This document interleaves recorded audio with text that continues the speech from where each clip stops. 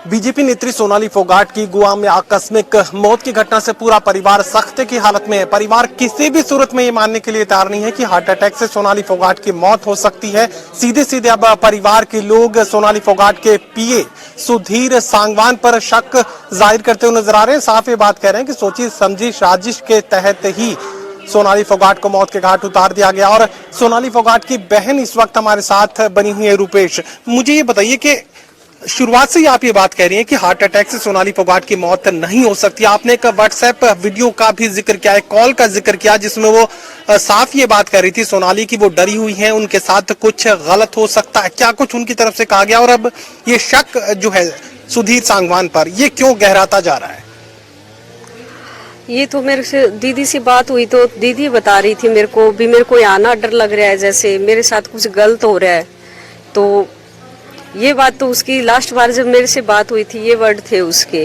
लेकिन art fail कैसे मान सकते हैं? उस बंदे ने कह दिया तो आर्ट फेल कैसे मान सकते हैं? कोई डॉक्टर की रिपोर्ट आई नहीं, कोई और नहीं, उसने सीधा ही घर वालों से फोन करके कह दिया कि आर्ट फेल हो गया इसका।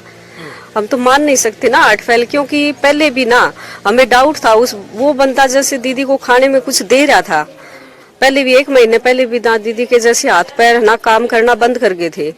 तो तब भी मैंने तो दीदी से बोला था कि तू टेस्ट करवा ले, ये खीर है इसी का टेस्ट करवा ले के पता इसमें कुछ हो, जब भी तेरे ये प्रॉब्लम आई है। और 2 दिन पहले जब मेरी माँ से बात हुई ना सोमवार को, मेरी तो हुई है लास्ट 10 साढ़े 10 के आसपास, मेरी माँ से हुई है 6-7 बजे बात।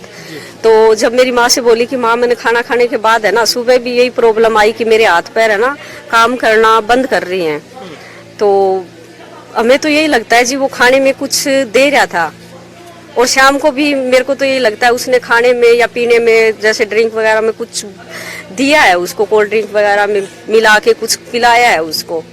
आप ये भी जाहिर करने की कोशिश कर रहे थे कि पूरे परिवार से सोनाली को दूर करने की कोशिश सुधीर सांगवान लगातार किए जा रहा था। ये तो सबको पता है जी। परिवार वाले जब मिलने जाते थे ना तो दीदी को तो बताता भी नहीं था कि वो तो हमें बाद में पता लगता नहीं। दीदी को मैं फोन पे बात करती कि आए थे या और ऐसे, तो बोली मुझे तो पता ही नहीं, तुम्हारा सुधीर ने बोला था। बोले सुधीर ने बोला था, उसको पूछती ना तो वो यूं कहता हूँ मैडम जी आप बिजी थे, मैंने ऐसे बोल दिया वैसे बोल दिया। तो वो उसको क्या करती कि घर वाले आवे जब ऐसा क्यों कराया है, मैडम आप बिजी थे सोचा बाद में मिल लेंगे। तो दीदी को तो बात का पता ही नहीं होता, वो वैसे ही घर वालों को भेज देता था। अब मुझे बताइए कि गोवा में जो पूरा गेम रचा गया है, जो पूरी वारदात को अंजाम दिया गया है, क्यों लगता है कि सुधीर ही उसके पीछे? जी काम ही ऐसे बात बार बार सामने आ रहे हैं। एक तो खाने का डाउट है जी मैंने जैसे पता लगा है, और एक प्रॉपर्टी का भी चक्कर लगा है जी। और तो प्रॉपर्टी भी वो जैसे फार्म हाउस बनाया ना तो वो बंदा सारे के सारे ना अपने अकाउंट से दिया करता पैसे, जैसे दीदी से लेके और अपने अकाउंट में ट्रांसफर करके और फिर दिया करता। तो हम यूँ कहते तू तेरा अकाउंट, बोले ना ये सुधीर ऐसे बोला है कि तेरा दे दिया कर, पता नहीं आगे कि वो राजनीति में है, यूं है वो है। तो वो पैसे का भी नहीं, वो बहुत गफला किया करता। तो दीदी ने एक बार उसके बारे में यूं पता लगा ना ये अच्छा आदमी कौन है, तो दीदी ने इसको निकाल दिया था घर से। ये 14 सेक्टर में रहा फिर वहाँ, तो 14 सेक्टर में फिर थोड़े दिन बाद हाथ पैर जोड़ के और फिर ये वापिस आ गया। तो हमने कहा कि तू वापिस क्यों ले आई, तेरे को पता है भी ये बंदा ठीक नहीं है, फिर क्यों तू लेके आई इसको? तो बोली कि बस इसने माफी मांग ली, इसने अपनी गलती मान ली, तो बस। तो आपको लगता है कि संपत्ति का ये पूरा मामला है और उसके पैसे को भी हासिल करने की सुधीर लगातार, सोनाली के पैसे को हासिल करने की सुधीर लगातार कोशिश कर रहा था? और क्या गुड़गांव के किसी फ्लैट का भी कोई मामला है?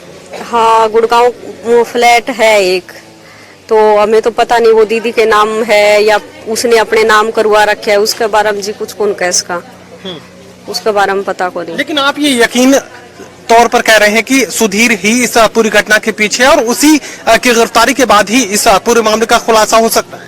जी सुधीर ही था साथ में दीदी के साथ।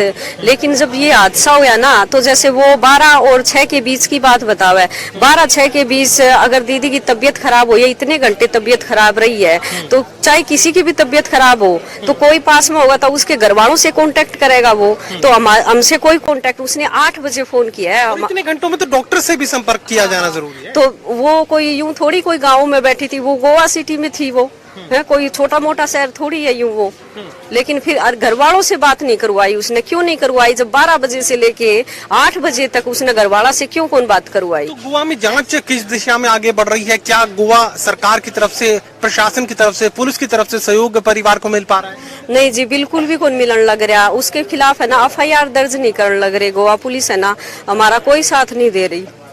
क्या वजह है कि कोई राजनीतिक साजिश है? बीजेपी की सरकार हरियाणा में, बीजेपी की सोनाली नेत्री थी और गोवा में भी बीजेपी की सरकार है, तो सहयोग तो पूरा मिलना चाहिए। तो यही तो बात हम सोच रहे हैं। बीजेपी की सरकार है गोवा में, दीदी बीजेपी का कार्यकर्ता थी, अच्छे ढंग से वो काम करती थी, फिर भी बीजेपी सरकार क्यों नहीं इस मामले की जांच अच्छे तरह से करवा रही?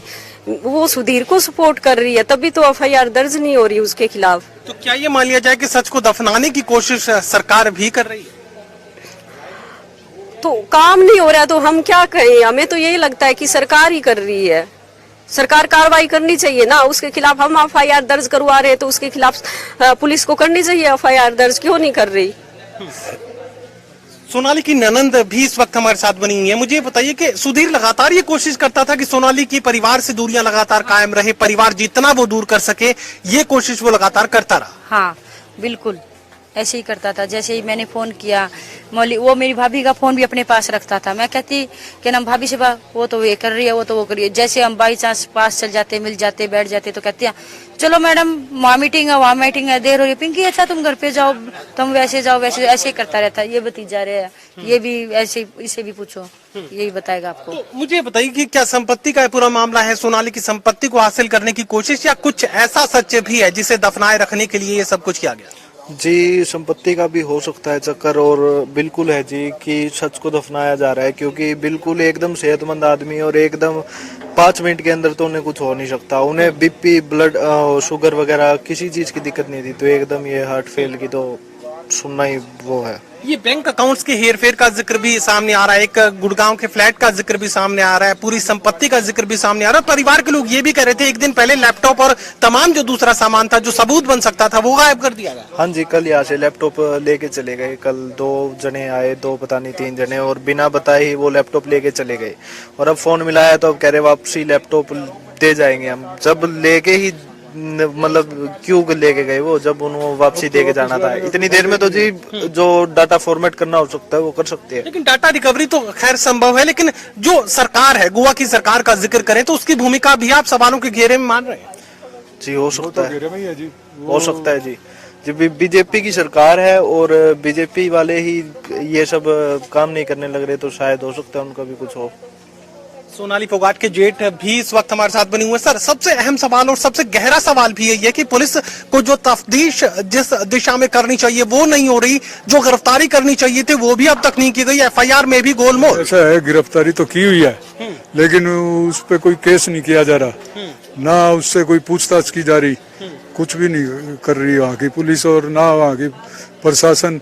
और वहाँ बीजेपी की सरकार है, बीजेपी चाहे तो 1 मिनट में करवा सकती है। जब बीजेपी की इतनी बड़ी नेता रही थी तो बीजेपी तो फिर तो हर किसी के साथ यही करेगी जो बीजेपी में जाएगा। जब बीजेपी का आदमी सुरक्षित नहीं है, दूसरा आदमी कौन सुरक्षित होगा? तो आखिर आप चाहते क्या है? सरकार किस तरीके की मदद करे और पुलिस की भूमिका क्या? हम तो ये चाहते हैं पुलिस अपनी निष्पक्ष कार्रवाई करे, जो दोषी है दोषी को पकड़े, और दोषी को पकड़ने के बाद ये पुलिस की बजाय CBI से इंक्वायरी कराए। और CBI पे भी हमें पूरा भरोसा नहीं। CBI भी सरकार के उसमें है, किसी पे ED ला देती है, किसी पे कुछ ला देती है, आपको पता ही है सरकार का काम। तो क्या मामले की न्यायिक जांच करवा?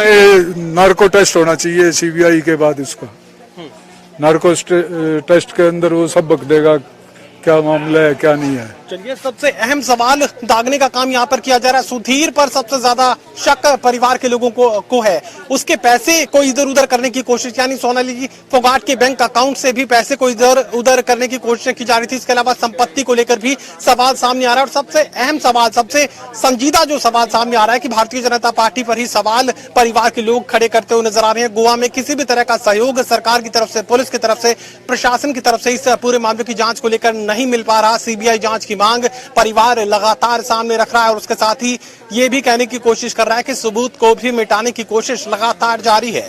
सहयोगी कमल के साथ doctor Mahesh Kumar, total news, Hisar.